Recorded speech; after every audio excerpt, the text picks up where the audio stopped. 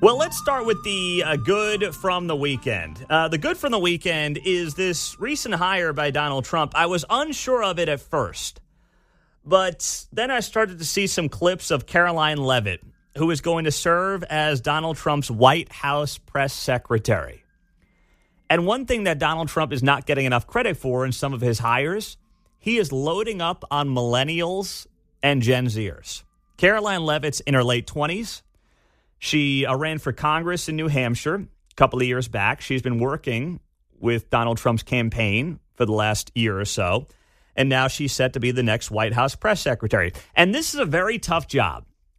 If you're not someone who is used to sparring with people who cannot stand you, then it is a job that takes some adjustment. I didn't know if Caroline Leavitt had done a lot of that before. But then I saw this clip of her from June on CNN where she totally ticked off CNN's Cassie Hunt. And I said, you know what? She's ready for this. It takes someone 5 minutes to Google Jake Tapper, Donald Trump, to see that Jake Tapper has consistently, we're going to stop this interview if you're going to keep attacking my colleagues. Adolf Hitler. Ma'am, I'm going to stop this interview if you continue to attack my colleagues. I would like to talk about Joe Biden and Donald Trump, who you work for. Yes. If you are here to speak on his behalf, I am willing to have this conversation.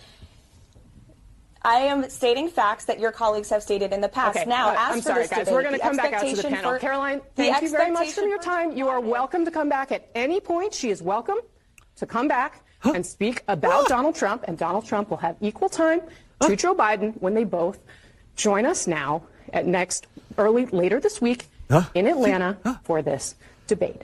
Yeah. You can tell Cassie Hunt was getting a little worked up. Her breath was very breathy.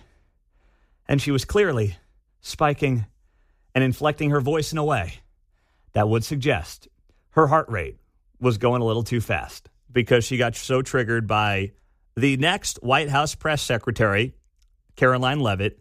That was one clip back in June. She is going to be just fine. She will be able to handle a job. And she's 28 years old.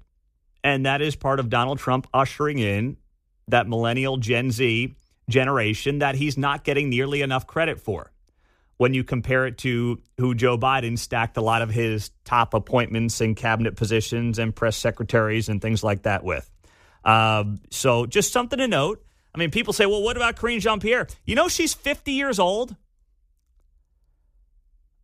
Trust me, that's the least of her problems. I'm just noting it. Like, she's not, I know she looks a lot younger, and credit to her for that, but Karine Jean-Pierre is 50 years old.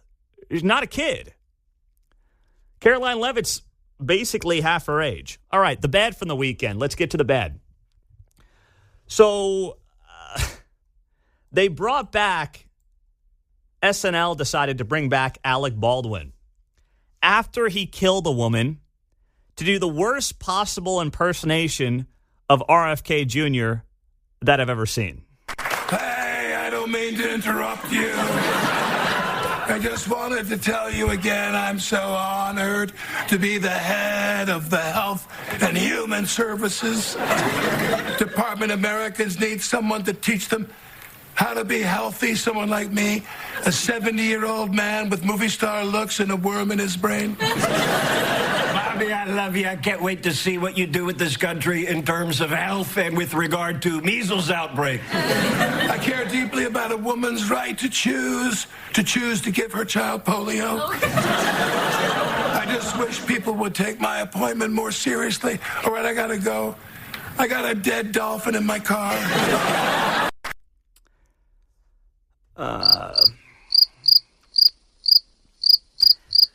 Alec Baldwin's impersonation of RFK on SNL is the worst thing he's done in front of a camera. And yes, that includes shooting two people on Rust. That was horrifically embarrassing from Alec Baldwin. The lines weren't funny. The delivery was terrible. But they're now at the point on SNL when they'll bring back Alec Baldwin to mock a Republican even after he shot someone because, well, why not? I suppose. Unbelievably bad. But, you know, keep trying, I guess. See how it goes for you. The ugly from the weekend, I've got to go back to something from earlier in the show. And that is just this insane report from the Kansas City Business Journal that shows how the city of Kansas City, Missouri, has now dumped over $167 million into the Power and Light District during its lifespan. And they're set to dump in another $10 million for upgrades before the World Cup comes to town in 2026. That is well over $175 million of your money, taxpayer money, for the city of Kansas City to prop up Power and Light as they pick winners and losers. So if you are a small business in Kansas City, maybe you own a bar or a restaurant, think about how this works. You pay taxes, right? Property taxes, income taxes, business taxes, and then the city uses your money to create a competitor to you in the Power and Light District. Because if someone's spending money at Power and Light, it's not being spent, obviously, at your location. They then dump your money as a successful business into an entertainment district that does nothing but lose money. And now they're dumping more money into that same entertainment district to continue to prop it up, and they will be doing that for another decade and a half. That's how they pick winners and losers. And in this case, they've been trying to pick a winner downtown for a decade and a half, and they have failed colossally to do it. So what do? Just like any good government, they don't ever try to cut their losses. They say, no, we got to spend more. And that's what they are doing here. And then I've got this report from the Kansas City Magazine saying that they get 6 million visitors a year at Power and Light. If they got 6 million visitors a year, that's nearly 17,000 people a day. Trust me, they would not need more taxpayer subsidies. I promise you that. There's the good, the bad, and the ugly.